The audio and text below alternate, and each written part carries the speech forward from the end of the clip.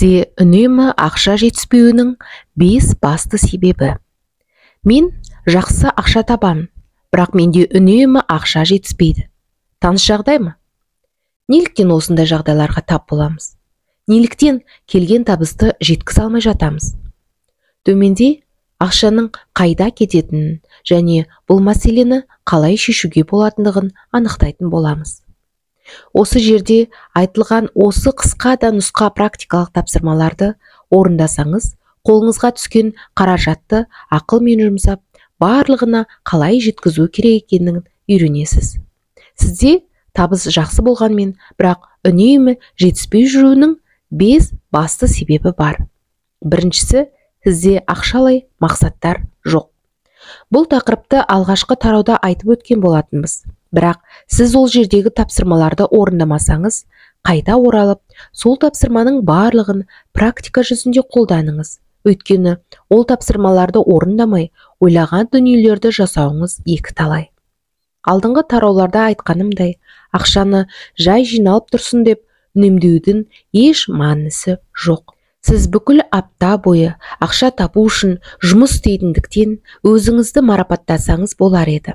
Сіздің алдыңызда екі таңдау бар. Ақшаны жауапкершілігі жоғары адамдар үнемдейді деп үнемдеу, немесе дәл қазір бір жақсы затқа жұмсау. Әрине, екінші нұсқа жақсы естіледі және ол оңайырақ болғандықтан көбісі өзінің қалауына ерік беріп, бүкіл ақшасын құртып жібереді. Нақты жоспары алға қойған мақсаты болмаған соң, ол ақша жөнсіз құртылып кетеді. Армандарыңызға не үшін жете алмай жатасыз? Тағы да айтамын, өйткені сіз оған нақты жоспар құрмағансыз.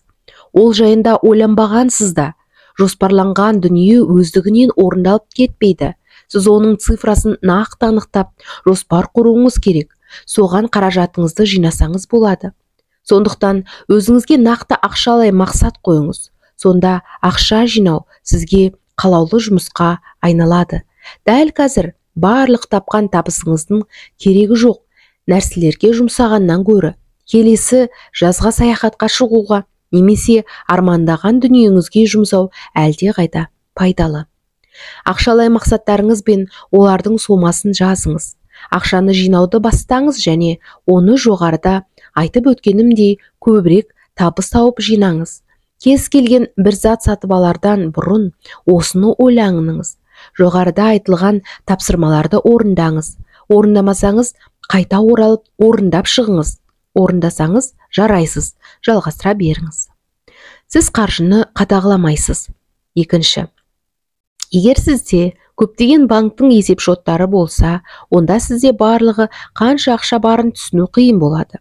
Сізге метрика, яғни көрсеткіштердің қарауыңыз керек. Егер сіз өзіңіздің денеңізді жақсы қалыпқа келтіруді шешсеңіз, онда сіз әртүрлі көрсеткіштерді қадағалайсыз. Мысалы, салмақ, тамақтың пайдалылығын деген секілді. Дәл осындай тәсілді қаржыға да қолданыңыз. Ең алдымен сіз таза капиталдың мөлшерін анықтаңыз. Бұл қаржыны қадағалаудағы ең маңызды көрсеткіш. Таза капитал бұл сіздің барлық жинақтарыңыздың, барлық қарыздардың шегергендегі сома. Мысалы, несие. Белгілі бір теңгені жинасақ, оны белгілі бір қарыздан аламыз, сонда біздің шығатын сумасы таза капитал. Содан кейін капиталдағы өзгерістерді бақылайтын тұрақты салыстыру күнін белгілеу керек. Бастапқыда әр апта сайын тексеріп отырыңыз. Қаржылық жағдайыңызды түсіне бастағаннан кейін тексеру санын айына бір рет азайтуға болады. Осылайша, сіз өзіңіздің қайда екеніңізді және сіздің қаржыңыздың өсіп жатқанын білетін боласыз. Екінші, сіз қажет емес заттар сатып аласыз. Сіз қаражатыңызды жоспарламасаңыз, онда сіз өміріңізді жақсартпайтын қажет емес заттарға ақшаңызды жаратып жүрген болуыңыз мүмкін. Кез келген шығын ол таңдау. Сіз кез келген затты сатып алғанда, оның орнына бірдеңеден бас тартасыз. Жаңадан зат алғанда ақылмен сатып алыңыз және тапқан ақшаңызды тек өте маңызды нәрселерге жұмсаңыз. Қажетсіз заттардың өзіңізге де, біреуге де пайда әкелмейтін дүниелерден бас тартыңыз. Шығындар есебін жүргізудің тамаша әдісі бар. Ол арнайы журнал жүргізу. телефонда немесе блокнотта. Сіз бірдеңе сатып алған сайын оның сізге қанша тұрғанын және қаншалықты бақытты еткенін 1-ден 10-ға дейінгі шкала бойынша жазыңыз. Әр апта сайын журналды тексеріп, 7 балдан аз сатып алған нәрселерді белгілеп, содан кейін оларды алып тастаңыз. 4-ші, сіз өз мүмкіндігіңізден тым жоғары өмір сүріп жатырсыз. Сіз тым қымбат өмір салтын ұстануыңыз мүмкін. Оны қалай түсінуге болады? Тұрақты шығындарыңызды тізімдеңіз. Олар ай сайынғы төлемдер, мысалы пәтерақы, оқу ақысы, телефон ақысы және тағы басқа шығындар болуы мүмкін. Егер осы шығындардың жалпы мөлшері сіздің жалақыңыздың жартысынан көбін құраса, онда сіз тым көп ақша жұмсайсыз. Ай сайынғы шығындарыңызды қысқартпасаңыз, күнделікті қажеттіліктеріңіз бен жинақтарыңызға әрдайым ақшаңыз аз қалатын болады. Және сіз үнемі ақшаңыз жетпей жүреді. Сондықтан тізімді жазып шығып, нені қысқартуға болатынын көріңіз. Өзіңіздің тізімдегі артық шығындарыңызды көріп, оларды қысқартсаңыз, мүмкін шығыныңыз да қалтаңызға салмақ салмайтын болатын шығар. 5-ші, сіз жоғары пайызбен несиелер аласыз. Егер сіз тауарларды несиеге сатып алсаңыз, бірақ ай сайынғы қарызыңызды төлемесеңіз, айлыққа дейін өмір сүруіңіз ғажап емес. Ақшаңыздың көп бөлігі сіз бірнеше айлар, жылдар бұрын жасаған заттарыңыздың пайыздарын төлеуге кетуі мүмкін. Көпшілігі бір затты 20% жеңілдік десе, жүгіріп барып сол затты алуға дайын тұрады. Бірақ сол адамдар жыл сайын несие бойынша тура сол 20% төлеуге тура келетінін түсінбейді. Келесі жолы өте қымбат нәрсе сатып алғыңыз келсе, несие бойынша пайыздарды ескере отырып, осы заттың құнын есептеңіз. Содан кейін өзіңізге бұл алайын деп тұрған затым осыған тұрарлық па деп сұрақ қойыңыз. Артық қажет емес шығындардан осылай арыла аласыз. Ақшаны көбейтудің ең басты 3 ережесі. 1-ші, табатын табысыңыздан көп жұмсамаңыз. 2-ші, кіріс шығындарыңызды есептеп жүріңіз. 3-ші, активтерге инвестиция жасаңыз. Жоғарыда айтылған қысқа да нұсқа кеңестерімді қолданатын болсаңыз, табыстарыңызды дұрыс басқарып үйренетініңіз анық. Байлықтың тұрақты болуының кілті. Шынында мал-мүлік тәтті нәрсе. Кім оны адал жолмен тауып, сол малда ақысы бар кісілердің қажеттіліктерін қамтамасыз етсе, Алла ол кісіге сый-сияпат көрсетіп, жаннатына кіргізеді. Бұхари Зекет 47. Алла тағала адамды бай болудан тыймайды. Ол жер бетіндегі нығметтердің барлығын адам баласының игілігі үшін жаратқан. Исламның тірегі саналатын 5 шарттың 2-і, яғни қажылық пен зекет, мал-мүлік арқылы жасалған ғибадат түріне жатады. Бұл екеуін тек шамасы келетін адам ғана өтей алады. Алла құлын бай болудан тыйса, осынша парызды жүктермеді. Осы байлықтың тұрақты болуы үшін де зекетті парыз қылған. Зекет бұл тепе-теңдікті сақтауға арналған. Дәулетті мұсылмандардың жылына 1 рет малының, дүние мүлкінің, дәулетінің 40-тан 1 бөлігін зекет ретінде беруінің астарында үлкен мән жатыр. Тарқатып айтар болсақ, ол қоғамға қарасуға, қайырымдылық жасауға, жанашырлыққа жатады. Берілген зекеттер сол қоғамдағы мұқтаж жандарға, басқа да игілікті істерге жаратылатындықтан, сол қоғамның қайырымды бола түсуіне жол ашады. Малдарыңды зекетпен қорғаңдар, ауру сырқаттарыңды да садақа беріп емдеңдер. Бастарына келген бәлекеттер үшін Алла тағалаға жалбарынып, дұға етіп, көмек сұраңдар. Мына бір қызыққа қараңдаршы, даланың бір жазылмаған заңы бар. Қасқыр негізінен зекеті берілмеген байлардың малына шабады. Бұл жерде үлкен ғибрат бар. Жағдайың бола тұра, зекет беруге қауқарың жете тұра, зекет бермесең, ол бәрібір басқа жолмен шығын болып келеді. Өзіңіз назар салып қараңыздаршы, малына қасқыр шапқан байлардың көбі зекет берілмей, парызы өтелмей жүрген адамдар. Бұл бір зерттеуге келмейтін құбылыс. Әйтпесе, кімнің зекеті беріліп, кімнің зекеті берілмей жүргенін қасқыр қайдан білсін? Сен кедей-кепшікке беріп, қайырымдылық жасамасаң, сол мүлкің бәрібір басқа жолмен құртылып, берекесі кетеді. Қасқыр оның бәрін жемейді, тек ішін жарып өлтіріп кете береді екен. Бұл бір әлі зерттелмеген таңғаларлық дала заңы. Сондықтан зекетте үлкен береке бар. Зекет берген адамның мал-мүлкі кемілмейді, керісінше арта түседі. Аристотельден кейінгі екінші ұстаз атанған Әбу Насыр әл-Фараби өзінің «Қайырымды қала тұрғындарының көзқарастары» атты еңбегінде қайырымды қала қалыптастыратын тұрғындарды беске бөледі. Ең құрметті адамдар: шешендер, өлшеушілер, жауынгерлер және байлар. Ол байлардың қатарына қалада байлық табатындар, егіншілер, мал өсірушілер мен қолөнершілер жатқызады. Ойшылдың қайырымды қала қалыптастыруда байлардың атауы тегін емес. Қайырымды қала қалыптастыру үшін байлардың керек екені және олардың мал-мүлкін мұқтаж жандарға бере білуі үлкен маңызға ие. Ислам діні адамды ақ, адал еңбегімен дәулетті болуға шақырады. Әлсіз мұсылманға қарағанда Алла әлді мұсылманды анағұрлым көбірек жақсы көреді деген хадистен де бұны байқауға болады. Өйткені мұсылманның түсінігінде дәулетті болу көп жақсылық жасауға мүмкіндік береді. Ардақты Мұхаммед пайғамбарымыз дәулеттердің арасында байлығын қайырымдылық жолда көп жұмсайтындардың да аз екендігіне қынжылған. Мына бір оқиғадан осынан қарамыз. Әйгілі сахаба Әбу Зәр пайғамбарымызбен бірге мынадай бір оқиғаға куә болғанын әңгімелеген. Бірде біз пайғамбармен бірге Мәдинаның тастақты тұсынан өтіп бара жатқанбыз. Ол Ухудқа қарап тұрып: «Әй Әбу Зәр», деді. «Мұндамын, Алланың елшісі», дедім. Сонда ол: «Мына жағдайға ғана Ухуд тауының көлеміндей алтынның иесі болумен қуантар еді. Егер ертеңінде дейін оның тек қарыздарымды өтеуге қалатындай мөлшерін қалдырсам, ал қалғанын осылай таратсам», деп мүбәрак қолдарын оңға, солға және артына сілтеп көрсетті.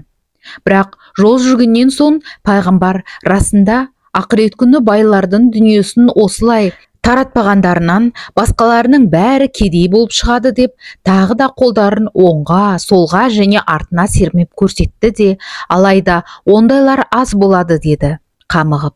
Расулалланың түсіндіруі бойынша байлығын оңды-солды садақа етіп тарата алатын жомарт мұсылмандар өкінішке қарай аз болады. Хадистерге қарасақ, дәулетін қайыр садақадан аямайтын жомарт адамға қызығуға да болатындығын аңғарамыз. Алла тағала маған да сондай байлық нәсіп етсе, қайыр садақа, зекетімді беріп, осылай жұмсар едім деп ниеттеніп, іштей сауап алуға болады. Зекет адамның жүрегін, ішкі сезімін керемет қуаныш билеп, ерекше ләззат құшағына кіргендей күй кешіп, өмірдің қысымынан, дүние мүліктің ауыртпалығынан, жүректің қаттылығынан арылтады. Зекет мұсылмандарды жалқаулыққа, масылдыққа, жатып шерлікке тәрбиелеп дағдыландырмайды. Өйткені пайғамбарымыз берген қол алған қолдан қайырлы деп мұсылмандарды әрқашан тер төгіп еңбек етуге шақырады. Батыр болсаң жауыңа найзаң тисің, бай болсаң халқыңа пайдаң тисін деген. Қазақ халқы да қайырымдылықты жоғары бағалап, әсіресе дәулетті жандардың сарандығын сынаған. Қайырсыз адам сараң, құм ішінде шөлмен тең, қайыры мол адам суаты шалқар көлмен тең. Қайырсыз байдан қайнатқан су артық деп мақалдарына қосқан. Зекет 8 түрлі адамға беріледі. Кедей-кепшіктер, міскіндер, зекет жинауға көмектесушілер, дінге жаңадан кірушілер, өз бостандығы үшін күрескен құлдар, қарызға батқандар, Алла жолында жүргендер, пақыр жолаушылар. Зекетке толатын мөлшерді нисап деп атады. Мысалы, қой саны үшін белгіленген нисап ол 40-120, бір зекетте бір қой.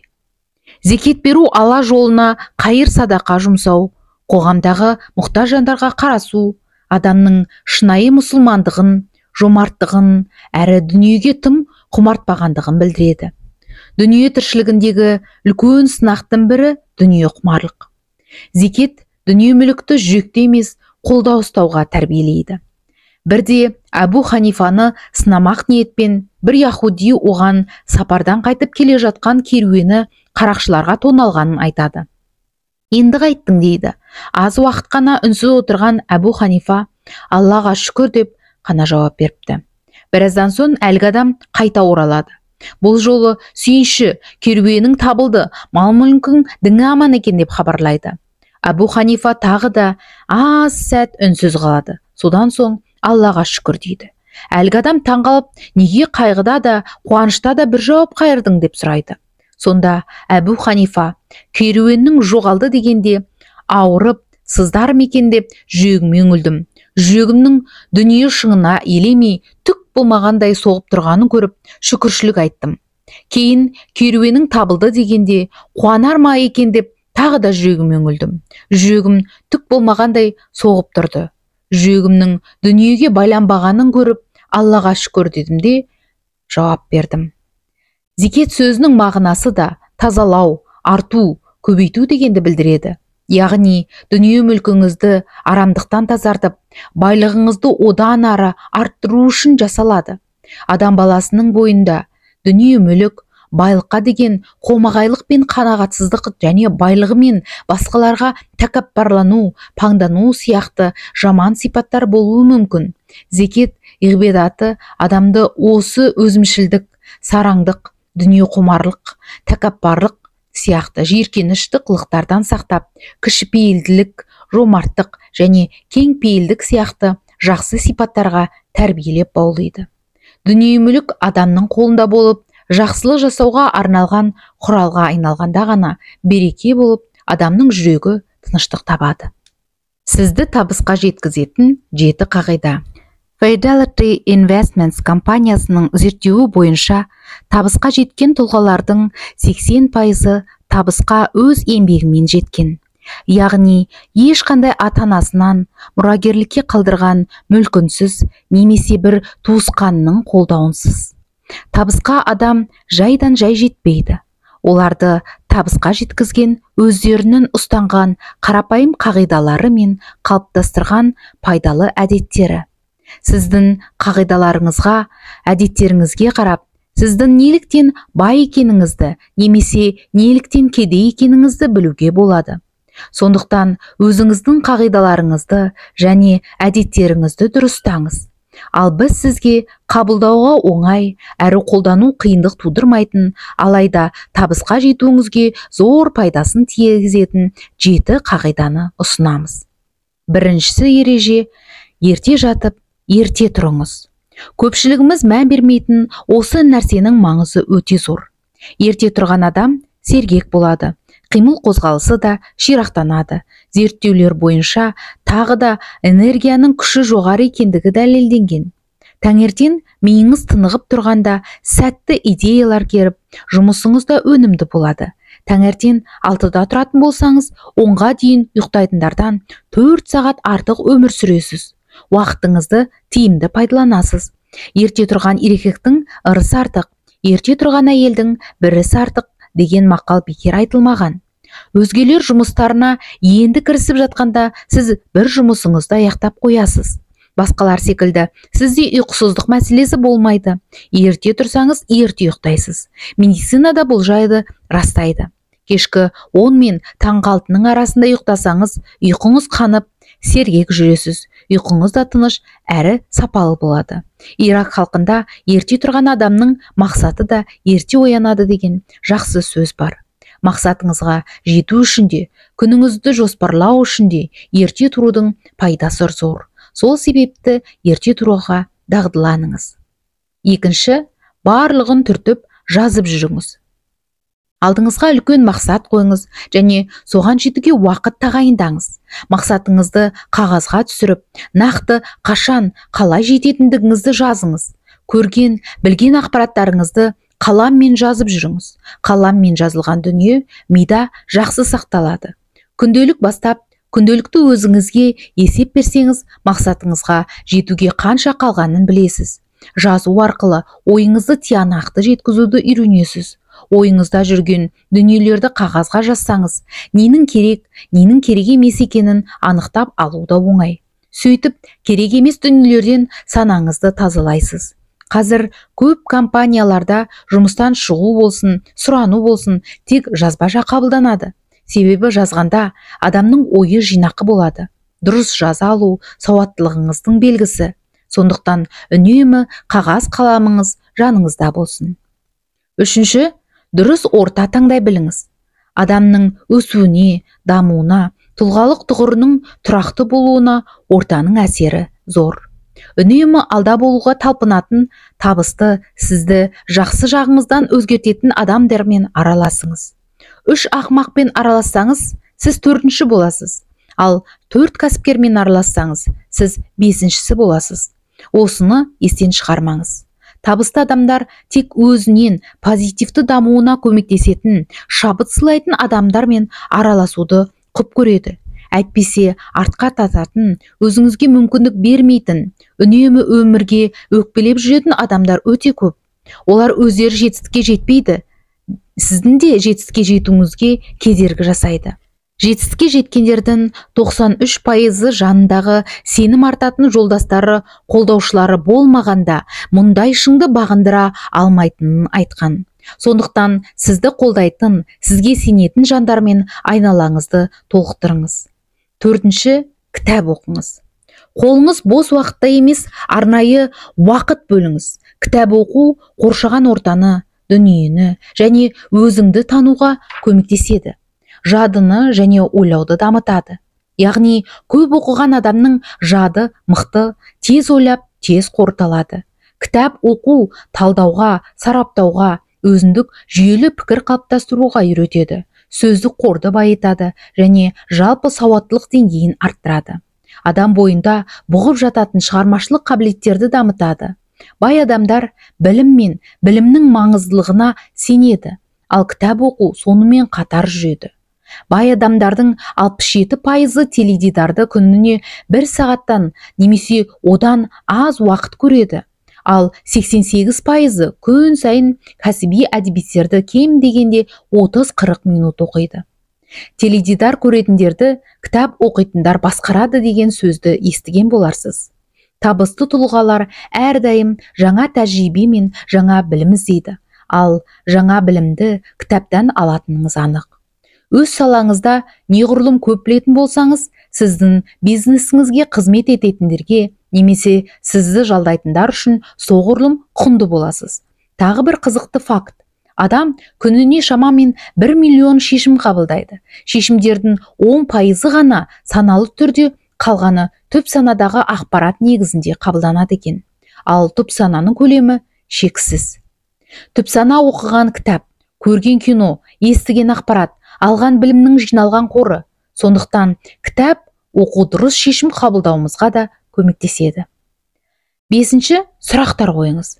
Өзіңізге де, өзгелерге де сұрақ қоюдан қорықпаңыз.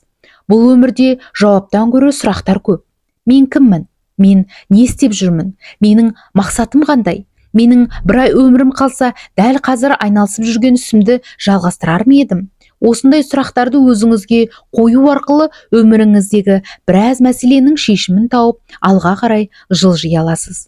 Егер сіз басқалардан өзіңіз білмейтін немесе түсінбейтін нәрселер туралы сұраудан қорықпасаңыз, онда сіз сұрақ қоймайтын адамдардан әлде қайда көп білесіз. Сұрақ қою арқылы дұрыс сұрақ қоюды үйренесіз. Ал дұрыс сұрақ бұл жартылай жауап. Бұл күнделікті тәжірибе сіздің өзіңіздің дамуыңызға көмектеседі. Есіңізде болсын, ең нашар сұрақ қойылмаған сұрақ. 6-шы, спортпен шұғылданыңыз. Ұдайы спортпен шұғылданатындардың көңіл күйі отырып жұмыс істейтіндерден көтеріңкі болады. Адамның танымдық қабілеті мен физикалық белсенділігі арасында байланыс бар.